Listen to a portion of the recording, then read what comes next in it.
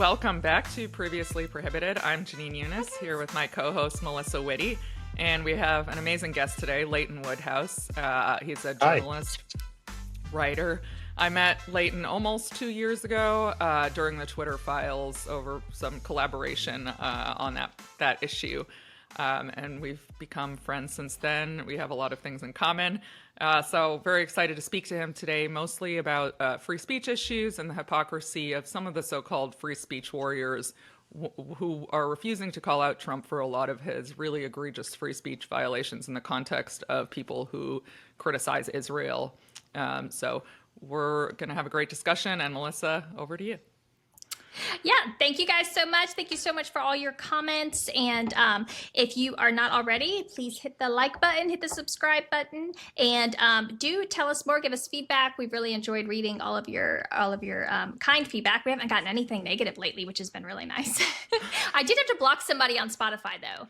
It was a crazy woman that I blocked her on 2 separate accounts on Twitter, and she came and was commenting on Spotify. But so we're so happy to have you here today, Leighton. You first came on my radar because I'm traditionally always conservative, and I'm really highly skeptical of like these quote unquote reformed leftists who like come over to the right, you know, and because very often I feel like it's kind of like a subversion thing. But your criticism and your critiques of like a lot of leftist policies and whatnot are so smart, and they're really, really sharp, and they are expressed so eloquently that the first time that you came on my radar was when you did you kind of embedded yourself with some, I guess, retired San Francisco detectives who now rescue victims of human trafficking, right? Yeah. And yeah, and you went after it's the San Francisco DA, right? I believe who kind of, or not DA, but public defender, who helps these human traffickers to basically get off and use these leftist policies or, you know, more liberal criminal justice policies against the system, and it really harms people. And I thought you did such a good job of really laying it out, why this is bad, why we have to stand against it, and it's not a left or right thing, it's just a right or wrong thing. So I was super excited when Janine said that you would come on. Thank you. I mean, it's really easy. I live in the Bay Area in California, so it's really easy there to point to the excesses of left-wing activism and governance because it's just so rampant.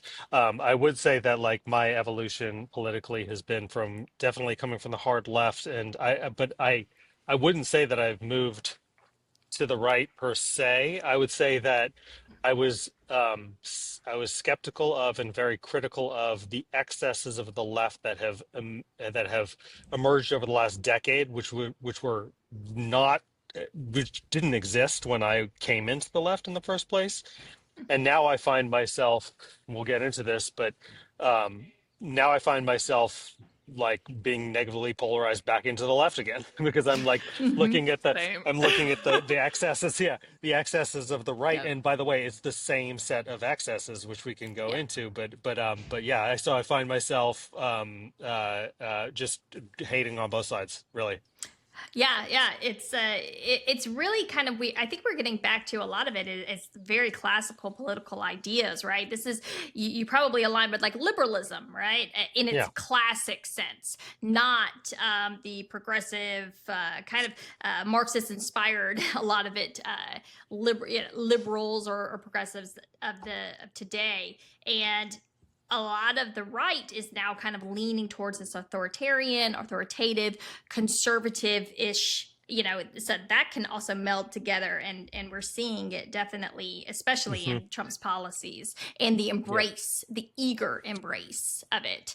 A lot of it, I think, is rooted in revenge too, right? People are angry, they want to get their licks in. Yeah. So, did you have a reaction to COVID? What was your take on COVID or when it started and also as it went along? Yeah. So, I mean, things started getting woke on the left around probably 2015 or so several years before COVID. And I think I was standing by and watching a little bit skeptically, but also trying to figure out what it was. And, you know, I wasn't on the train before COVID. I was, I think, like trying to figure out what was happening with the left. But then summer of 2020, of course, is when everything went crazy, and yeah, my critique was of a lot of the ways in which the post George Floyd protests occurred, but also at the same time, of course, this is all happening at the same time as the presidential campaign and the COVID lockdowns, et cetera. And um, I was very critical. I was quite critical of the lockdowns. I was skeptical of the vaccines, but skeptical in the same way that I think anybody should be skeptical of any new technology. Not skeptical in the way of like I was like, thought that there was any kind of conspiracy behind it, or I was certain that they were totally ineffective, but more just like, okay, this is all new stuff, and I'm not going to necessarily believe what I'm being sold. And so looking into myself. But then the thing that really, I think, pushed me pretty hard in a particular direction was the silencing over COVID origins, and so I was quite open minded to the lab leak hypothesis. I think probably on the earlier side of the spectrum, like in 2021, when I started looking at it, and it just seemed totally reasonable and credible to me. And then the reaction from the media and from the government in terms of clamping down and saying, calling anybody who believes this is a racist conspiracy theorist, et cetera, et cetera. All that stuff was sort of was a eye-opening moment for me. And so I think all those things together combined, where I was like, I don't know what's going on with the left, but it's crazy and unrecognizable to me. Did you realize? So, for people who don't know, I was involved in litigation, or actually, I still am involved in litigation against the Biden administration, mainly for online censorship, especially in relation to COVID. And some of actually the strongest evidence that the tech companies were censoring in response to government pressure came in the form of the lab leak theory. But there are other things too, like the vaccines. Yeah. And Leighton was working on the journalistic side of things while I was sort of litigating, so we definitely connected. When did you Yeah. become aware of that censorship, and how did you become involved in the Twitter files? I became involved at the time. I was working for a publication called Public that I'm no longer affiliated. Actually, no, this was before we founded Public. Actually, it was a couple of months before. So I was brought in by Michael Schellenberger into the Twitter files. Michael was brought in by Barry Weiss. Then I think I in turn brought in Lee Fong. Although I'm not gonna. I mean, I think I just suggested he be brought in. And they were like, of course. So I'm not like taking credit for it or anything. But we, and then Matt Taibbi had already been on it. So so yeah, I was just in that network of people, and was happy to help out. And I didn't have my byline on any of the Twitter files, but I was in there doing, going through the emails and the Slack messages. So you were actually in the headquarters, the Twitter headquarters? Yeah, yeah. Yeah. I met Elon Musk briefly. I Wow. mean, he was like, not like one on one, but he was in a meeting we were in. Yeah. So. Yeah, it's funny. What was your impression? I mean, I didn't have much of an impression because it was just so like cash. It was this totally informal. He just popped in, started talking to us for a couple of minutes. I mean, at the time, I admired what he was letting us do. Oh, Popping the definitely. hood Yeah. open. I admired. I was supportive of his purported commitment to free speech in terms of the Twitter files. What's become quite obvious since then is that was totally instrumental and transactional, wasn't principled at all. And he's not an ally of free speech whatsoever. Do Yeah. you think that he never was like, or do you think he's so? I guess I'm not sure whether he's changed due to the pressures that he's encountered in the position he's in, or it was all kind of a ploy.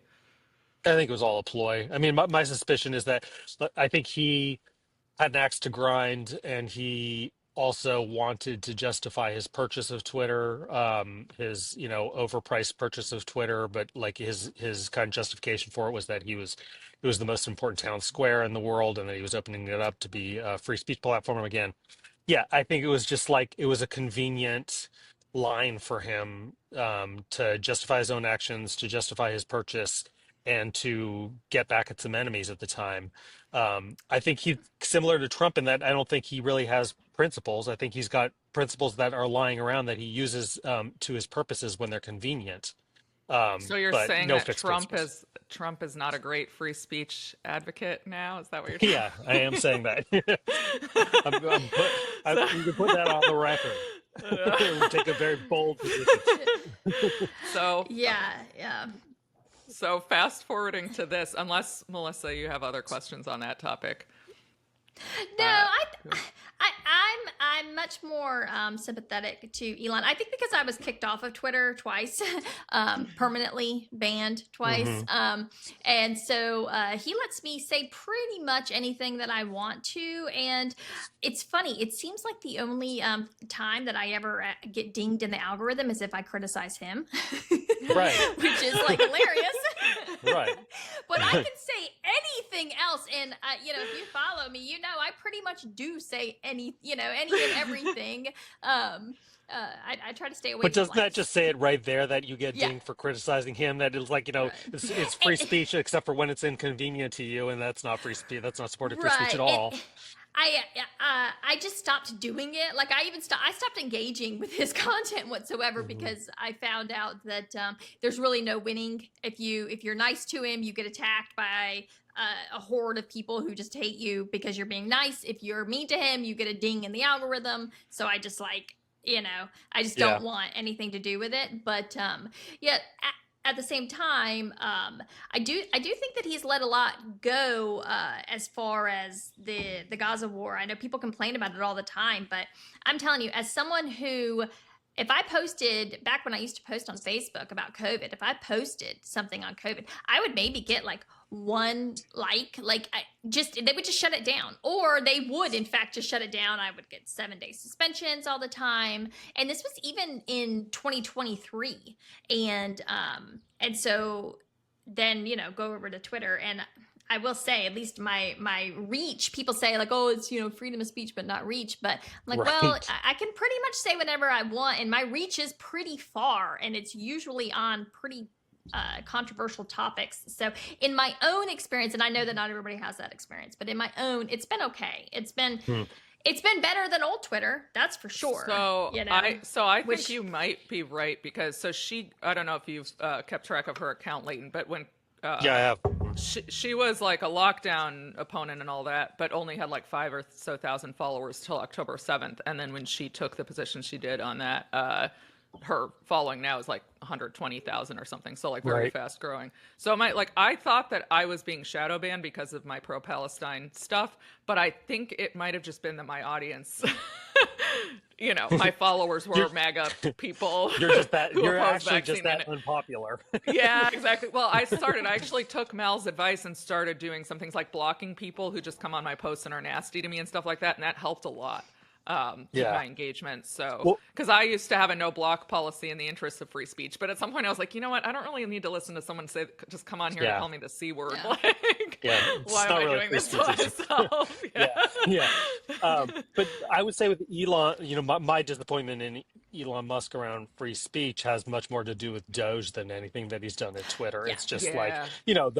this is the guy who's like has a team doing keyword searches of like all the NSF grants that they use these now cursed words in order to make funding cut decisions. It's like, this is Chinese style censorship. This is Yeah. it's impossible to call him any kind of a free speech activist now.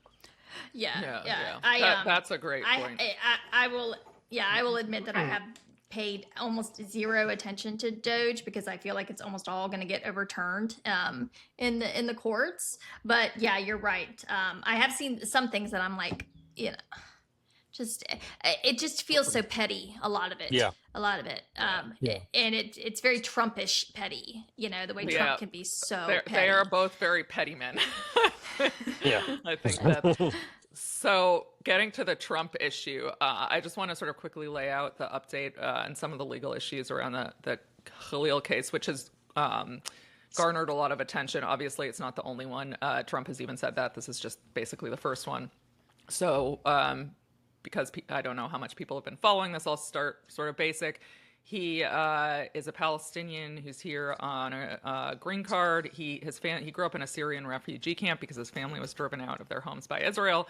He's now married to a United States citizen who's 8 months pregnant with their child. And he actually he's a 30-year-old graduate student. Actually, when you watch videos of him, he was very mature. He was sort of acting as an intermediary between the students and the Columbia administration. He was a graduate student at Columbia. Nevertheless, for some reason, he caught the ire of Trump and the Trump administration, and they decided that they were going to start their campaign to deport people who are critical of Israel with him.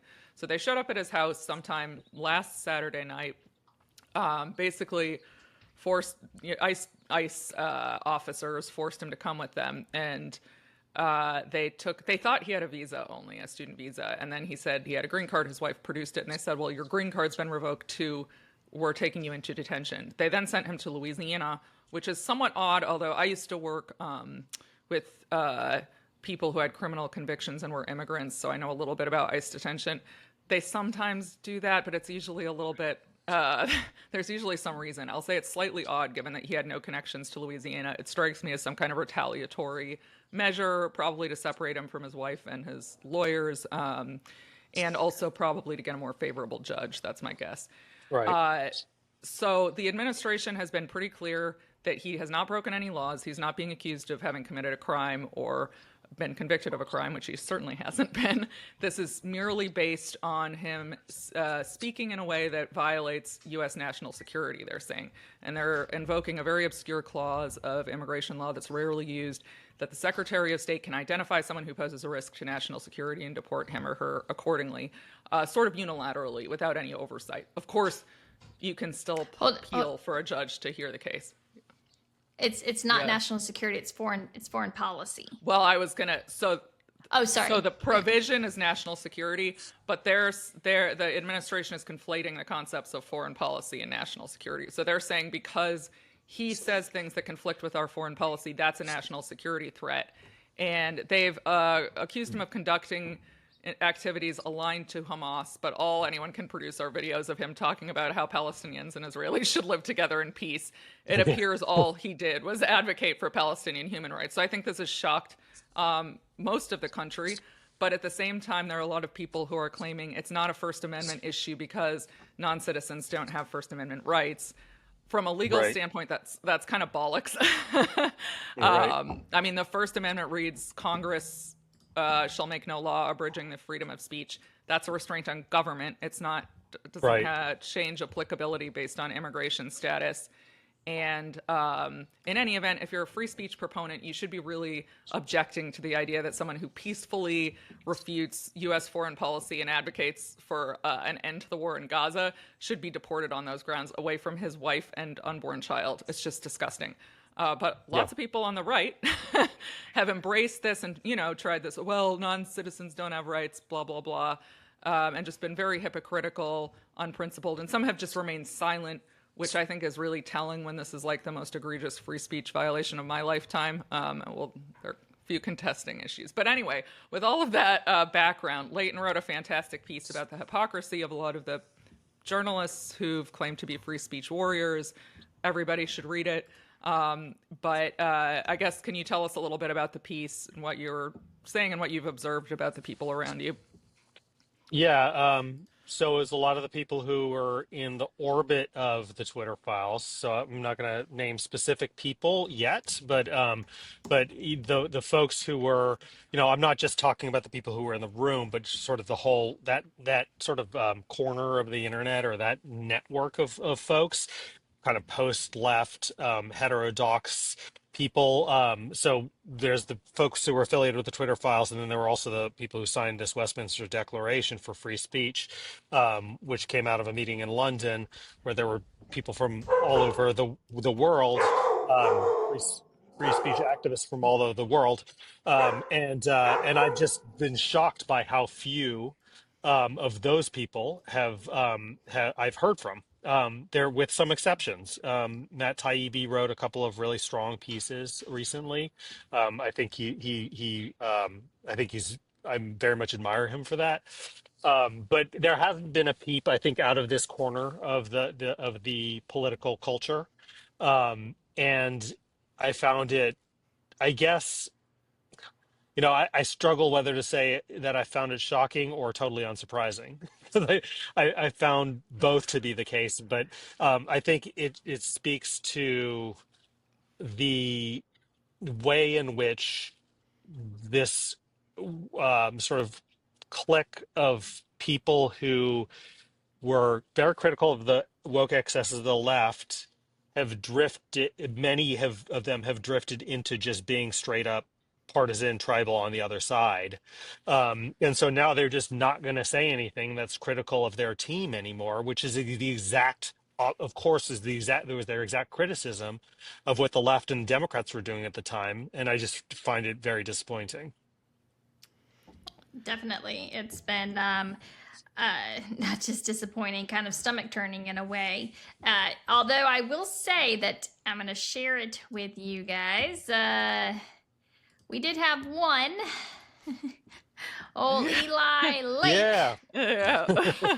If and this was, I guess, yesterday. If Mahmoud Khalil is charged and convicted of an actual crime, he should be deported. If his crime is just the expression of support for a terrorist organization, then this pageant is grotesque. And yes, I realize that CUAD's harassment of Jews, destruction of property, etc., is not protected speech, but the legal argument thus far amounts to saying permanent legal residents can't say anything that the Secretary of State believes undermines U.S. foreign policy. That's a horrendous violation of free speech, and as much as I despise campus solidarity with baby stranglers, I love American values more. So, I was going to share it with the little thing that said, like the worst person in the world made a good point, but I'm just not going to give him that because of his little baby stranglers thing at the very end. I hate that. Like, I Mhm. will give him credit. It's principled of him, but I also can't stand the conflation of advocacy for Palestinian human rights with baby strangling, like solidarity. Yeah, I Solidarity agree. And he's actually so also just wrong. It's actually, you can't actually provide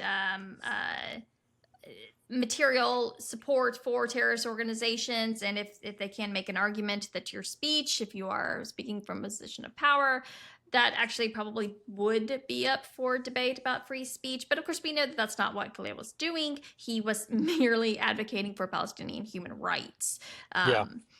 And I disagree with the Eli on just about everything when it comes to the Israel-Gaza war, but I was very impressed by that tweet, and I of course I cringed at the end with the baby stranglers thing just because it that's not how I see things, and it offends how I see things, but it speaks to the fact that a guy who feels that strongly right. in the opposite direction is still putting out a very strong, just unambiguous statement of condemnation. And I'd also point out that Ann Coulter took the same position, which means that all these people who used to be on the left who then became critical on the left are now less, they're more, they're to the right of Ann Coulter on this issue, I know. I loved hers. There's nobody I don't want to deport. Yeah. Do you think that the reason most of them haven't spoken out is because of their personal beliefs on the Palestine-Israel conflict? Like they simply don't want to defend Khalil's speech because they don't like the content? Or is it for other reasons, like they're afraid of pissing off their followers? Or what do you think are the reasons? It would depend. Well, this is where would have to, I mean, first of all, psychoanalyze, but also second of all, get into individual people because lots of people to have their. Right. I mean, there are obviously many people who are in this universe who have long well before October 7th, but especially since October 7th, have just been very stridently pro-Israel, period. And so that's where they're coming from, and that's and that's the whole kit and caboodle. And then I think there's other people who have been more have like, for example, I mean, I will pull out like one guy in particular who, and I hesitate to pull his name out because I haven't looked to see if he's ever said anything about the Khalil stuff, but I don't think he has. And that person is like Brett Weinstein, for example, who I believe, if memory serves, that he was quite skeptical of Israel's actions in Gaza. So it's definitely not coming from being a Zionist that he hasn't said anything. And actually, maybe he has. So I could be like totally fact checked on this, but somebody like him, I think it comes from not wanting to pick this fight with allies and just not wanting to, it's Yeah. just too complicated, it's too messy politically, which is obviously that's not an excuse. That's just cowardice. That's exactly how, principles are supposed to work the opposite of that. So yeah, I Yeah, think the mixed motivations. I think you got people like Barry Weiss, who Well, we all obviously know her Israel is reasoning. right. That's Israel right. is clearly like that is a part of her entire identity, right? We know. Okay, so you have like those tiers, and those people, that's like self-explanatory. And then like right underneath, you have people who maybe they're very good friends with Barry Weiss, and so they take more of a personal leaning. And then you have under them, you have people who don't want the repercussions, the career repercussions that come with it, the reputational consequences that can often come because anything you say will be twisted to you support terrorists, you love terrorists, yada yada yada. And then underneath them is I do kind of think is I don't know which one is more shallow. The people that just don't want the fight. They're just like, none of this. I just don't have the energy for this. Right. I just want to deal.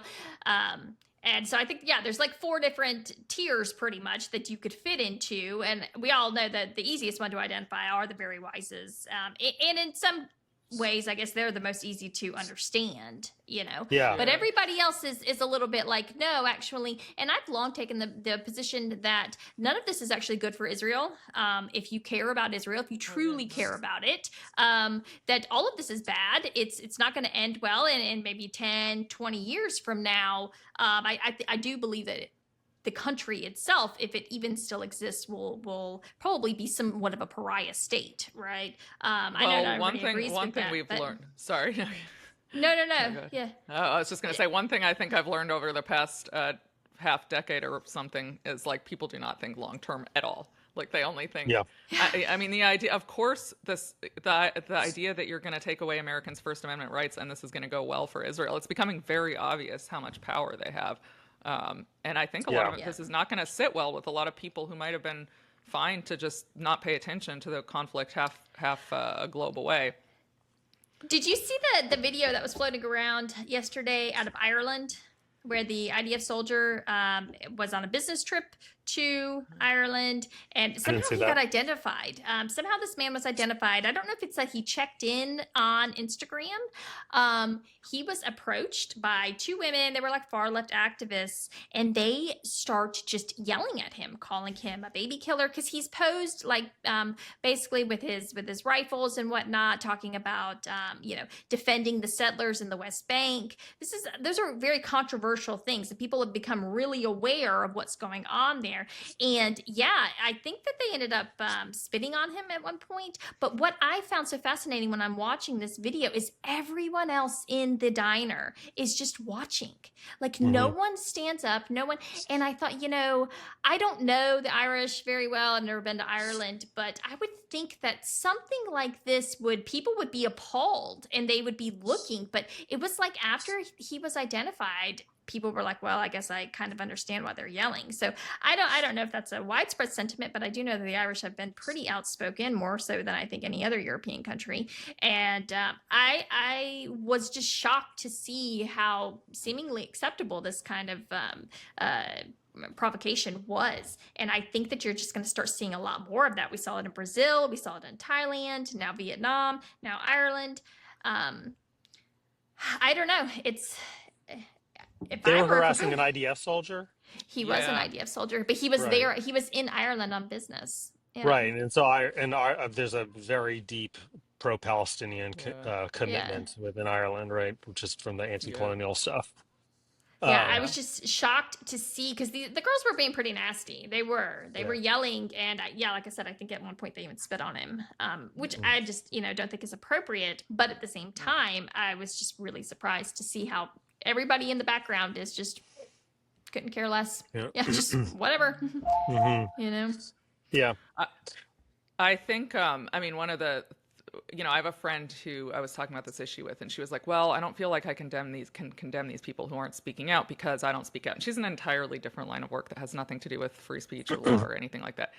Or foreign policy. And I was like, it's different. Like the people you're alluding to in your piece are not they've positioned themselves as free speech warriors. So you Right. can't, when the biggest free speech violation of our lifetimes comes along, you can't say nothing. That's just Right. completely unprincipled.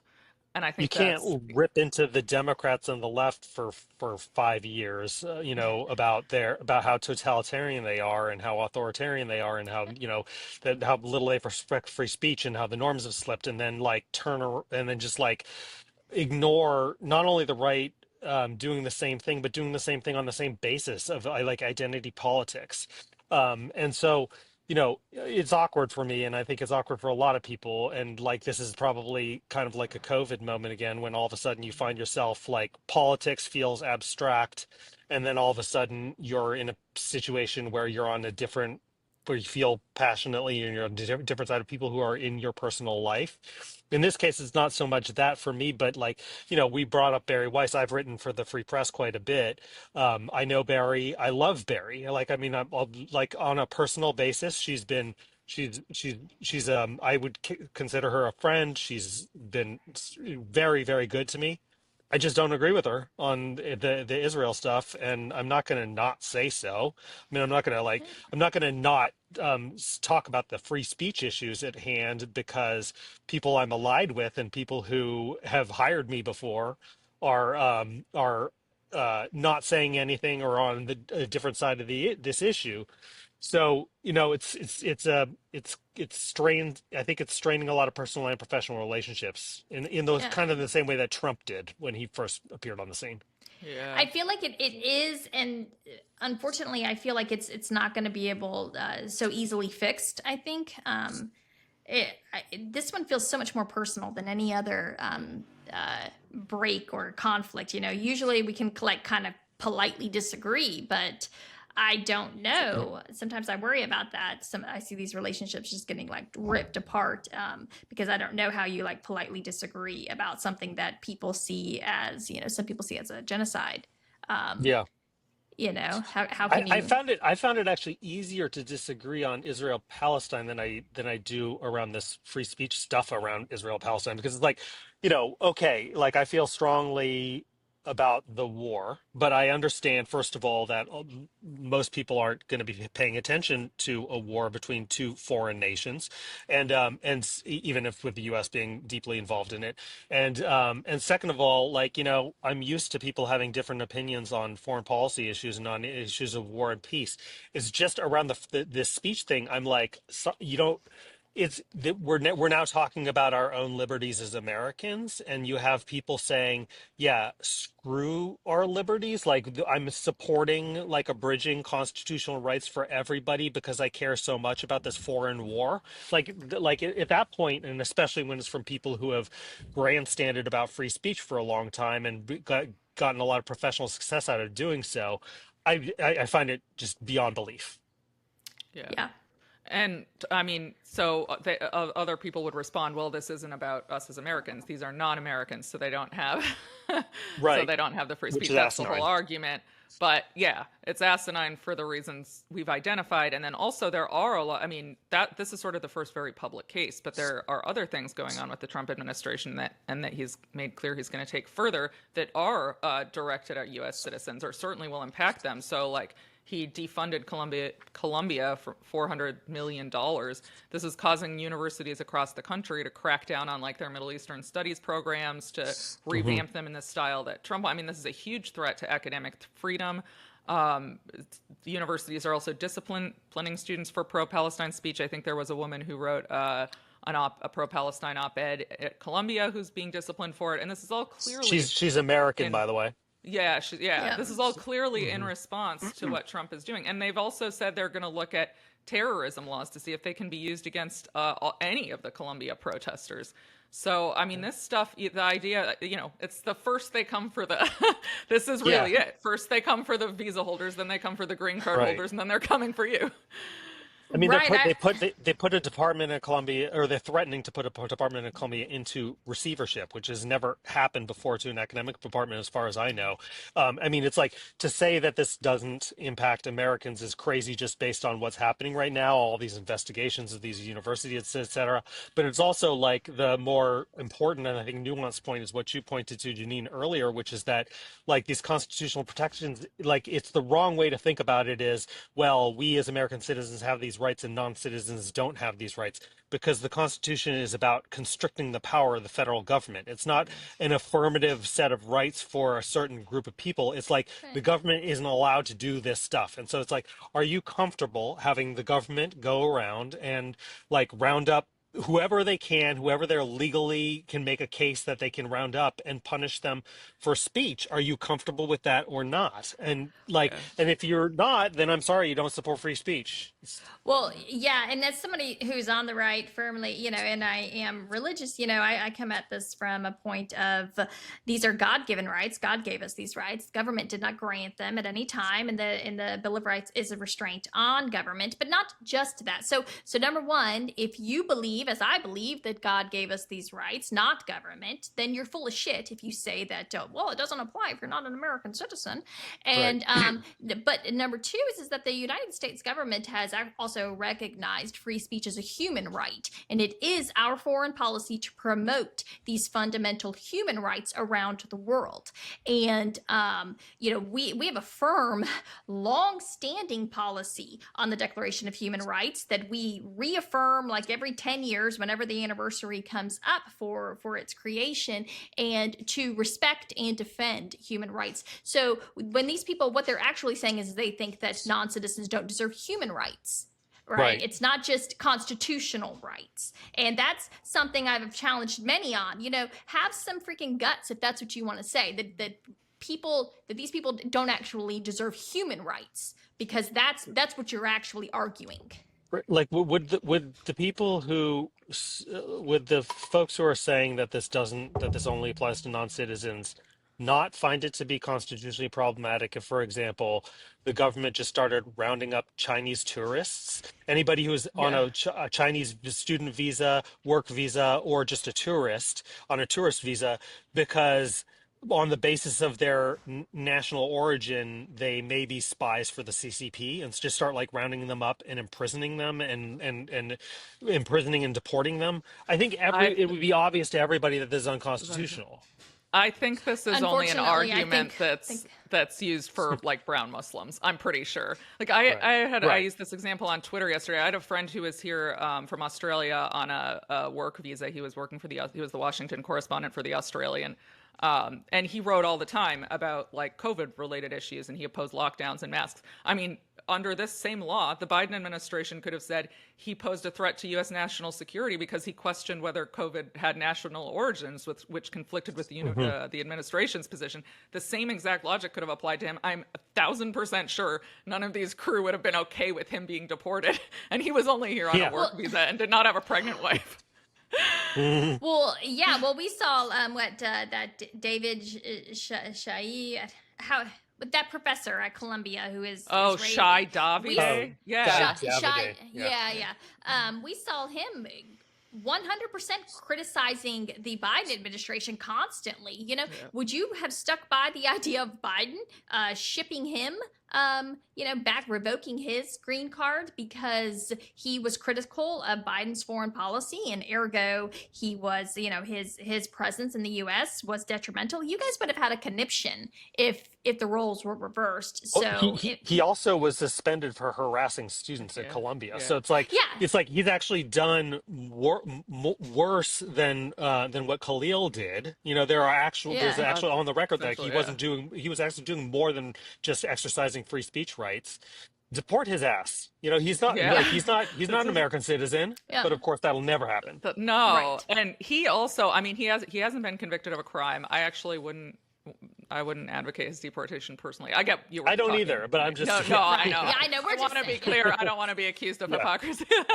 But he, But I mean, his conduct was pretty bad. Like, I saw some of his tweets. He's like, he's a guy in his 40s, and he's like videotaping 18-year-old Muslim women and following them around and harassing them and making lewd comments about, or kind of like gross comments about them on social media. I mean, he's not saying sexual things, but kind of just like misogynistic. And it's not conduct befitting a professor. Like, the university absolutely had a right to put him on leave. And like, Mahmoud Khalil didn't do anything like that. He wasn't harassing people. It's just they use these. And I mean, we can also talk about just the immense gaslighting around the nature of the protests. I mean, I think there was, misconduct. There was misconduct on both sides. A lot of these things turned nasty. But this was not the idea that these were like anti-Semitic pogroms, that these universities are just full of anti-Semites who are just trying to lynch Jews is like so ludicrous to me. I don't know, the fact that anybody who's ever spent time on a college campus believes this is just, I don't understand how that's possible. Like, most of the students at these things are Jewish, or like half of them. And I mean, yeah, they're kids. Some of them, sometimes the language goes too far. Sometimes it's exaggerated, but they're not. There wasn't any targeting of anybody for being Jewish, and that's why there isn't a single case anybody can cite to. It's just these sort of nebulous, like these anti-Semitic campuses, and because that was never really refuted, and I guess it was impossible to do so because the gaslighting around this was so extreme. The administration and others are just getting away with continuing this characterization. Yeah, so yesterday the New York Post ran an article, and I thought that this was fascinating. I tweeted it out, and I got the details wrong, so I deleted it. And I forgot to retweet it. But here they were actually interviewed a Jewish woman who is a student at Columbia who filed formal complaints against Mahmoud Khalil, which she said were ignored by Columbia. So she gave us the example. I initially thought it was a different example, but this is what she filed her complaint over. It says, once or twice a week, he would just go in the group chat and basically instigate crazy claims that were very anti-Semitic and really inflammatory, and would get into fights with people.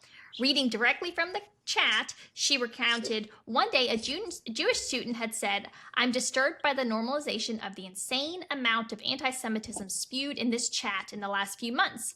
Disappointed and shameful." To that, Mahmoud said, "Thank you. This is exactly what some are trying to do so hard in this conversation, conflate Judaism and Zionism. So it's easier for them to shut down any criticism of the colonial genocidal state of Israel." So she filed a complaint on that. That was her example of the anti-Semitism, because he said, don't conflate Judaism and Zionism, and Israel's a colonial genocidal state.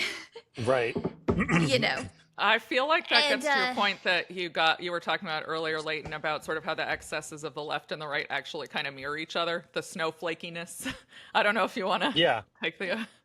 Yeah, well, I mean, it's sort of like, I've been thinking about this, about how, like a year ago, when this conflation of anti-Semitism and criticisms of Israel anti-Semitism and criticism of Israel, but then also this reflexive, like, if you take the side of the Palestinians, then you're pro-Hamas. It was like it was obnoxious and grating. But like, what's happened is that now it just like, it wasn't just obnoxious and grating. It was insidious. Like, it was like, because now it is like, it is being interpreted as legal doctrine. It's like, like the basis for Marco Rubio's case against Khalil is that actually a better example is that NPR interview with that deputy, what's his name, Troy something, Edgar or something, the deputy DHS guy.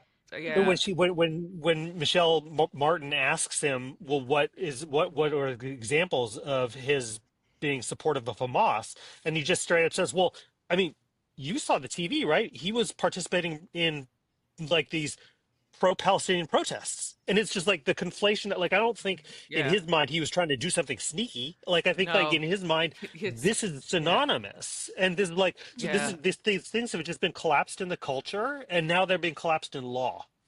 Yeah, well, Yeah. I mean, the State Department has adopted the IHRA definition of anti-Semitism, which includes various forms of criticism of Israel and Zionism. So it's now official State Department policy that if you, for example, say Israel is a racist endeavor, or if you hold Israel to a different standard than other democracies, whatever the fuck that means, excuse my language, then, you're anti-Semitic. So this is now carrying the force of law. And like, I saw it happen early, and I know how this goes.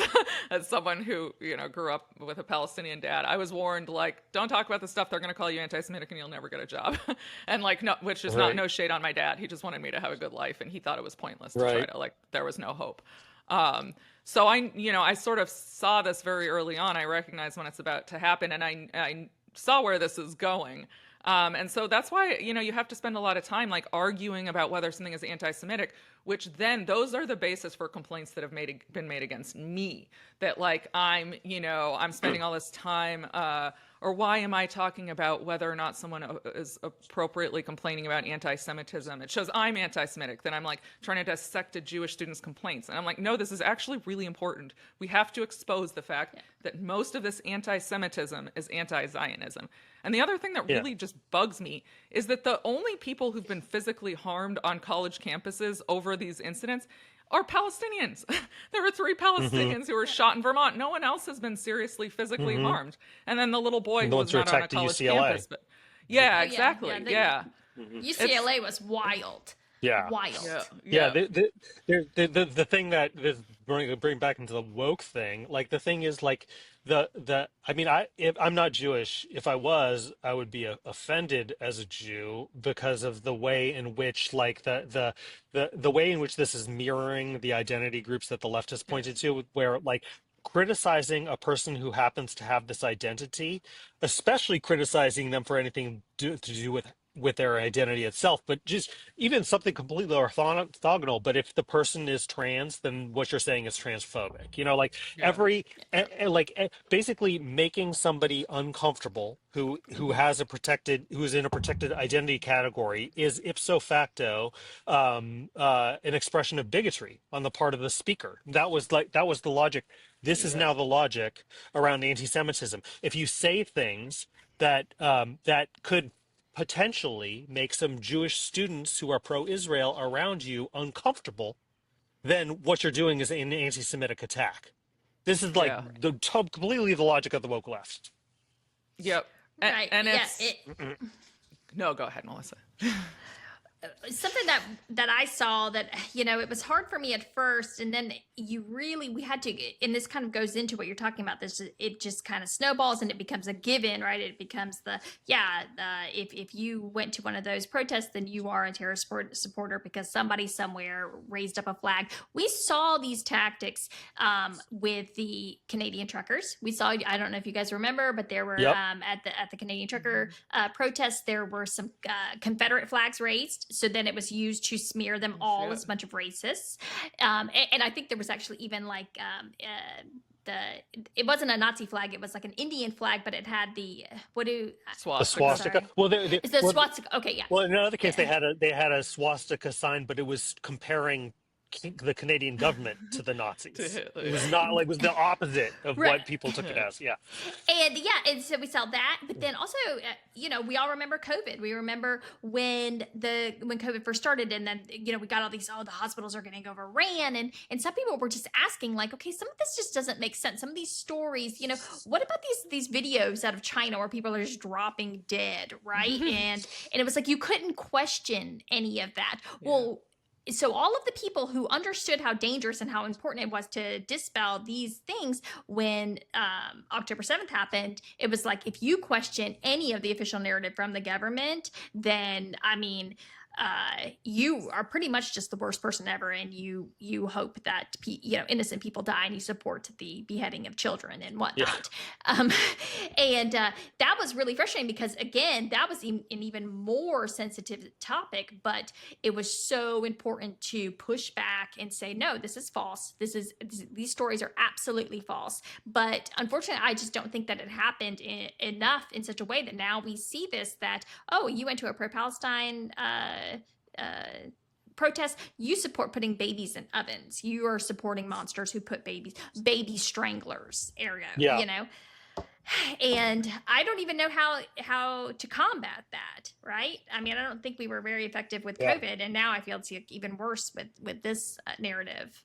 One thing that it's useful that I came out of the hard, like far left in order to, like, I'm familiar with the culture of the activist circles that the people in the pro-Palestinian side come out of, and so which is what makes it so preposterous when I see all these like this like hyperventilating around like Quad putting up an Instagram post saying that they want to destroy Western civilization or whatever, because like I gotta say, the pro-Palestinian Palestinians have not been particularly well served by the American pro-Palestinian movement because there's No. so many idiots in it. There's Yeah. like, I mean, they're not strategic. It's so much of it Yeah. is about virtue signaling. So much of it is just about this like radical grandstanding and cosplaying, and it discredits their own cause. But that's been the case on the left for longer than I've been alive. That's been the Yeah. case on the left. That's been a part of the culture, and so it's like this is the hyperbole,